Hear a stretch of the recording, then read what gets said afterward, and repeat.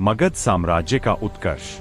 जब भारत अभी प्राचीन राज्यों की धुंधली रेखाओं में बंट रहा था, तभी उभर रहा था एक ऐसा साम्राज्य जिसने आने वाले 1000 वर्षों तक उत्तरी भारत की दिशा ही नहीं, उसका भविष्य भी तय कर दिया। मगध।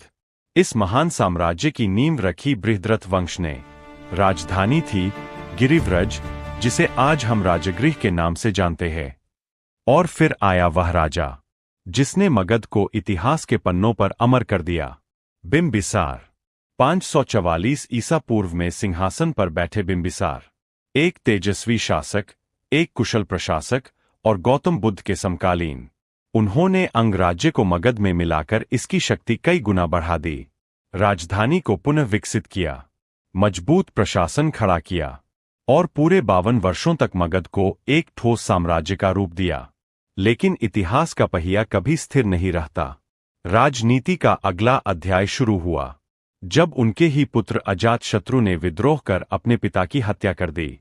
परंतु अजातशत्रु ने मगध को और भी व्यापक बनाया। वे जैन धर्म के अनुयायी थे। उनके दरबार के मंत्री वात्स्कार।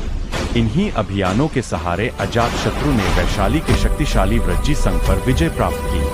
उनके बाद सत्ता आई उदायन के हाथों में। उदायन ने पटलिपुरा यानी पटना की नींव रखी।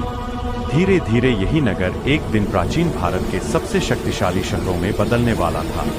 फिर आया शिशुनाग वंश। शिशुनाग ने राजधानी को पुनः वैशाली ले जाया और मगध को स्थिर रखा। पर इतिहास का अंतिम अध्याय तब पलटा जब मगध में उदय हुआ नंद वंश। और नंद वंश के सिंहासन पर बैठा वह महान शासक महापद्म नंद, द्वितीय परशुराम कहे जाने वाले महापद्म नंद ने अनेक राजाओं को पराजित कर उत्तरी भारत में पहली बार एकीकृत साम्राज्य की स्थापना की। यही वह दौर था जब मगध वास्तविक अर्थों में सुपर पावर बन चुका था।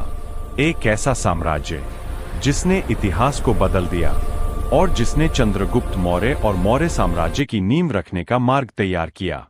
यह है मगध की कथा, एक राज्य की नहीं बल्कि एक राइजिंग पावर की, जो समय की रेत पर अपनी अमिट छाप छोड़ गई।